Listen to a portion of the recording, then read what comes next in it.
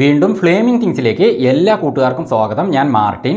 വീരധീര ശൂരൻ part 2 Vikram അഭിനയിച്ച സുരാജ് വെഞ്ഞാറമൂട്, എസ്.ജെ. സൂര്യ അങ്ങനെയുള്ള പ്രധാന കഥാപാത്രങ്ങൾ അഭിനയിച്ച ഈ സിനിമ ഞാൻ പോയി കണ്ടു. അപ്പോൾ ഇത് പാർട്ട് 2 ആണ് കേട്ടോ. അപ്പോൾ പാർട്ട് 1 അതിനെക്കുറിച്ച് ഞാൻ പിന്നെ പറയാം. പാർട്ട് 1നെ കുറിച്ച് ആരും അറിഞ്ഞിട്ടില്ല, അപ്പോൾ അത് ഞാൻ പിന്നെ പറയാം. അപ്പോൾ ഈ സിനിമയിൽ ഞാൻ നോക്കിയിട്ട് ആദ്യം തന്നെ ഇതിലെ പോരായ്മകൾ എന്തൊക്കെയായിരുന്നു എന്ന് പറയാം. അതിന് ശേഷം ഈ സിനിമ എങ്ങനെയായിരുന്നു എന്ന് പറയാം. അപ്പോൾ ഇതിൽ സിനിമ അങ്ങനെ തുടങ്ങി ആ പകുതിയാകുമ്പോൾ ഇടവേള എത്തുമ്പോൾ ഒരു ഇൻ്റർവെൽ ബ്ലോക്ക് കൊടുക്കുമല്ലോ നല്ല ഹൈപ്പിൽ. അങ്ങനെ ഒരു സംഭവം ഇതിൽ ഇടവേളയിൽ വന്നിട്ടില്ല. അപ്പോൾ ആ ഇടവേള എത്തുന്ന സമയത്ത് നായകൻ അങ്ങനെ തൂങ്ങി നിൽക്കുന്നു. അപ്പോൾ വൈഫ് ഇങ്ങനെ കിക്കിളിപ്പെടുത്തിക്കൊണ്ട് ഒരു പേടിയില്ലാത്തൊരവസ്ഥയിൽ അങ്ങനെ ഒരു സീനാണ് അവിടെ വെച്ചത്. അത് വേണ്ടായിരുന്നു. കാരണം ആ ഒരു സീൻ ഈ സിനിമയ്ക്ക് ആ ഒരു കുടുംബസ്ഥൻ എന്ന നിലയ്ക്ക്, ഫാമിലി എന്ന നിലയ്ക്ക് കാണിച്ചതാണ് ഓക്കെ.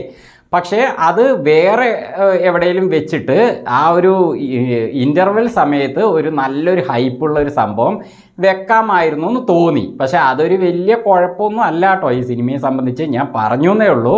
ഞാൻ ബാക്കി കാര്യങ്ങളിലേക്ക് വരുമ്പോൾ നിങ്ങൾക്ക് മനസ്സിലാവും. പിന്നെ ഈ സിനിമയിൽ നമ്മൾ നോക്കുമ്പോൾ എവിടെ നോക്കിയാലും ചതി, വിശ്വാസവഞ്ചന, കള്ളം പറച്ചിൽ, അതേപോലെ വെട്ട്, കുത്ത്, അങ്ങനെയുള്ള കാര്യങ്ങളിലാണ് ഈ സിനിമ തുടക്കം മുതൽ അവസാനം വരെ ഉള്ളത്. അപ്പോൾ ഫാമിലി ആയിട്ടുള്ള കാര്യങ്ങൾ മാത്രം ഞങ്ങൾക്ക് മതി. അതായത് ഒരു അടിപിടി കാര്യങ്ങളൊന്നും ഇല്ലാതെ ഫാമിലി കഥ പറയുന്ന ഒരു സിനിമ, അല്ലെങ്കിൽ കുറേ കോമഡി മാത്രമുള്ള ഒരു സിനിമ, അല്ലെങ്കിൽ കുറേ മ്യൂസിക്കും കാര്യങ്ങളൊക്കെ ഉള്ള സോങ്സ് ഒക്കെ ഉള്ള സിനിമ, അങ്ങനെയുള്ള സിനിമകളെ ഞങ്ങൾക്ക് മതി എന്ന് തോന്നുന്നവർക്ക് ഒരു പക്ഷേ ഈ സിനിമ സൂട്ടായിക്കൊള്ളണമെന്നില്ല. ഒരു പക്ഷേ എന്നേ ഞാൻ പറയുന്നുള്ളൂ. കാരണം അതിൻ്റെ കാരണവും ഞാൻ പിന്നെ പറയാം. അപ്പോൾ ഇതൊക്കെയാണ് ഒരു പോരായ്മയായിട്ട് എനിക്ക് തോന്നിയത്. പോരായ്മ അല്ല കേട്ടോ, ആ ഒരു ഗണത്തിൽ വരുന്ന കാര്യമായതുകൊണ്ട് പറഞ്ഞു എന്നേ ഉള്ളൂ. ഇനി സിനിമ എങ്ങനെയായിരുന്നു എന്നതിലേക്ക് കടക്കുകയാണ്.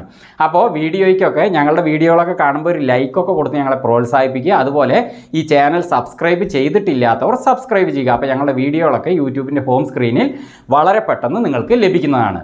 അപ്പോൾ ഈ സിനിമ തുടങ്ങിയിട്ട് ഒരു 5-10 മിനിറ്റ് അങ്ങനെ പോയി.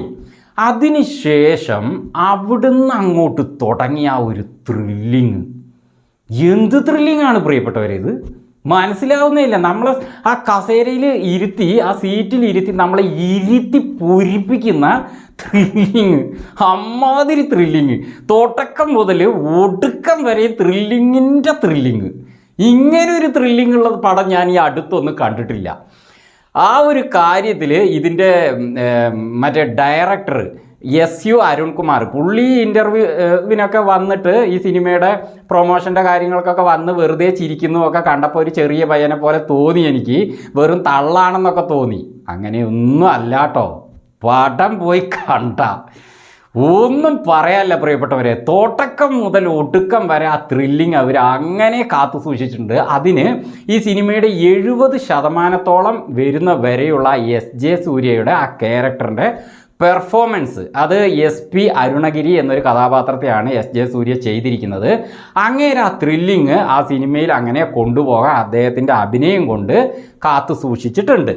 പിന്നെ അതേപോലെ തന്നെ കണ്ണൻ എന്ന ഒരു കഥാപാത്രത്തെയാണ് സുരാജ് വെഞ്ഞാറമൂട് ചെയ്തിരിക്കുന്നത്. കക്ഷിക്ക് മലയാളത്തിൽ നിന്ന് തമിഴിൽ പോയിട്ട് നല്ല ഭാഗ്യമാണ് കേട്ടോ. നല്ല വേഷമാണ് ഇതിൽ കിട്ടിയിരിക്കുന്നത്.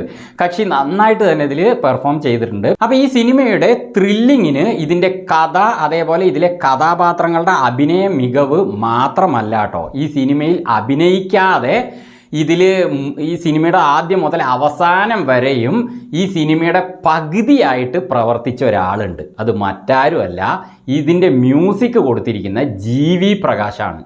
ജി.വി. പ്രകാശിനൊക്കെ ഇമാതിരി മ്യൂസിക് കൊടുക്കാൻ പറ്റുന്ന സത്യമായിട്ട് ഈ സിനിമയിലാണ് കേട്ടോ ഞാൻ അറിയുന്നത്. കാരണം ഈ അടുത്ത് കിങ്സ്റ്റൺ എന്നൊരു മൂവി കക്ഷി തന്നെ ഹീറോ ആയിട്ടും അതേപോലെ അതിൻ്റെ പ്രൊഡ്യൂസറായിട്ടൊക്കെ ചെയ്ത ഒരു സിനിമയുണ്ട്. അതിൽ പോലും ജി.വി. പ്രകാശ് അത്രയധികം മ്യൂസിക് കൊടുത്തിട്ടില്ല. ഇതിൽ ഓരോ സീനുകൾക്കും പ്രത്യേകം എടുത്തു പറയാൻ പറ്റുന്ന മ്യൂസിക്കുകളാണ് കക്ഷി കൊടുത്തിരിക്കുന്നത്. ഭയങ്കര ത്രില്ലിംഗ് ആണ് നമുക്ക് തരുന്നത്. ശരിക്കും പറഞ്ഞാൽ ഈ സിനിമയിലെ ആ ഒരു കഥാപാത്രങ്ങളോടും കഥയ്ക്കും ഒപ്പം തന്നെ ആ ത്രില്ലിങ്ങിലേക്ക് GV പ്രകാശിൻ്റെ ആ മ്യൂസിക്കിനെ അലിയിച്ച് ചേർത്ത് ഒരു ലഹരി പോലെ പ്രേക്ഷകർക്ക് കിക്കടിപ്പിച്ചിരിക്കുകയാണ് GV പ്രകാശ്.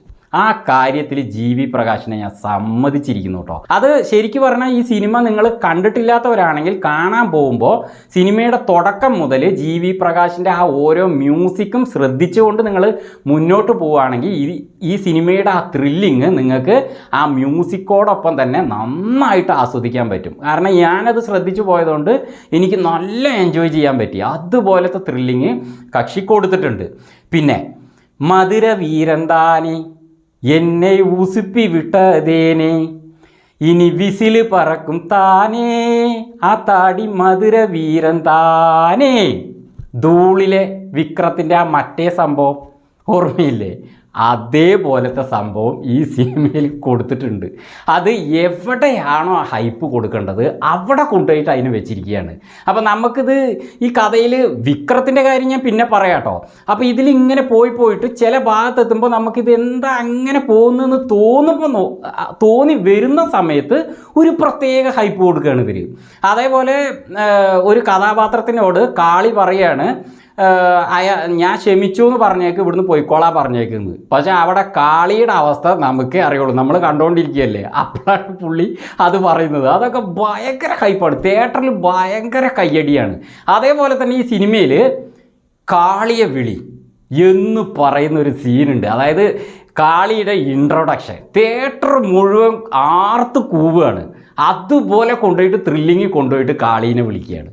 അതൊക്കെ ഗംഭീരമാക്കി എടുത്തിട്ടുണ്ട്. ശരിക്കും പറഞ്ഞാൽ SU അരുൺകുമാർ ഡയറക്ടർ മികച്ച ഡയറക്ഷനാണ് ഇതിൽ ചെയ്തിരിക്കുന്നത്. വിക്രം നമുക്ക് പഴയൊരു വിക്രത്തിനെ തിരിച്ച് കിട്ടിയ ഒരു ഫീലിംഗ് ആണ് ഈ സിനിമയിൽ വന്നിരിക്കുന്നത്. കാളി എന്ന കഥാപാത്രത്തിന് ഭാര്യയോട് പുള്ളി കുറേ കള്ളങ്ങൾ പറയേണ്ടി വരുന്നുണ്ട്.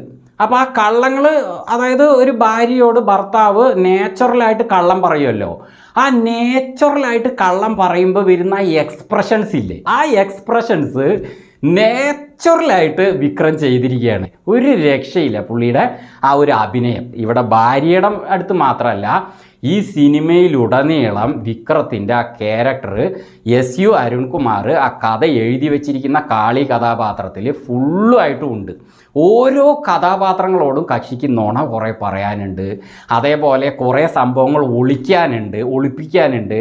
അതൊക്കെ പുള്ളി ആ കയ്യും കെട്ടി വന്നിങ്ങനെ നിന്നിട്ട് തല അങ്ങോട്ട് തിരിച്ചിട്ട് ഇങ്ങോട്ട് തിരിച്ചിട്ടൊക്കെ പറയുന്ന രംഗങ്ങളൊക്കെ ഉണ്ടല്ലോ, ഒന്നും പറയല്ല. അത് വിക്രത്തിനെ സാധിക്കുകയുള്ളൂ. അങ്ങനെ നമുക്ക് തോന്നിപ്പോവാണ്. വിക്രം ഇതിൽ പൊള്ളിച്ചിട്ടുണ്ട്. പടം പൊള്ളിയാണ്. ധൈര്യമായിട്ട് പോയിട്ട് ടിക്കറ്റ് എടുത്തോളി. അതിന് ഞാൻ ഗ്യാരണ്ടി. നിങ്ങൾ ത്രില്ലിങ്, നല്ല ആക്ഷൻ, നല്ല ഹൈപ്പ്, നല്ല മ്യൂസിക് ഒക്കെ ഇഷ്ടപ്പെടുന്നവരാണെങ്കിൽ 100% നിങ്ങൾ ഈ സിനിമയ്ക്ക് പോയി ടിക്കറ്റ് എടുത്തോളി. അതിന് ഞാൻ ഗ്യാരണ്ടി. നല്ല വയലൻസ് എല്ലാം തന്നെ കൊടുത്ത ഗംഭീര മൂവിയാണ്. ഇനി ഈ സിനിമ പാർട്ട് 2 ആണ്. പാർട്ട് 1 എവിടെയെന്ന് ഞാൻ ചോദിച്ചില്ലേ, എനിക്കും അത് സംശയം വന്നു. ഇവരെപ്പോഴാണ് പാർട്ട് 1 എടുത്ത്? അപ്പം ഞാൻ ഇതിനെക്കുറിച്ച് അന്വേഷിച്ചപ്പോൾ എനിക്ക് മനസ്സിലാക്കാൻ പറ്റിയത് പാർട്ട് 2 ഇവരെടുത്തിട്ടുള്ളൂ. അതാണ് സിനിമ. ഈ സിനിമയിൽ ക്ലൈമാക്സ് ഒക്കെ എത്തുമ്പോൾ ഒരു ബസ്സിലൊക്കെ ഒരു സംഭവമൊക്കെ ഉണ്ട്. അപ്പോൾ അതൊക്കെ എത്തിയപ്പോൾ എനിക്ക് മനസ്സിലാക്കാൻ പറ്റിയത്, മൊത്തത്തിൽ ഈ സിനിമയിലെ കഥാപാത്രത്തെ എനിക്ക് മനസ്സിലാക്കാൻ പറ്റിയത്, ഈ സിനിമ മുഴുവൻ ഒരു പ്ലാനിങ്ങിലാണ് ഈ ഇതിലെ കഥാപാത്രങ്ങൾ പോകുന്നത് എന്നാണ്. കാരണം ഇതിൻ്റെ പാർട്ട് 1 എന്തൊക്കെയോ സംഭവിച്ചിട്ടുണ്ട്. അപ്പോൾ അതിൻ്റെ ഒരു പ്ലാനിങ് മനസ്സിൽ വെച്ചുകൊണ്ടാണ് ഈ സിനിമ പോകുന്നത് എന്നാണ് അവസാനം വരെ എത്തിയപ്പോൾ എനിക്ക് തോന്നിയത്. അങ്ങനെയാണെങ്കിൽ ഇതിൻ്റെ സത്യാവസ്ഥ എനിക്കറിയില്ല.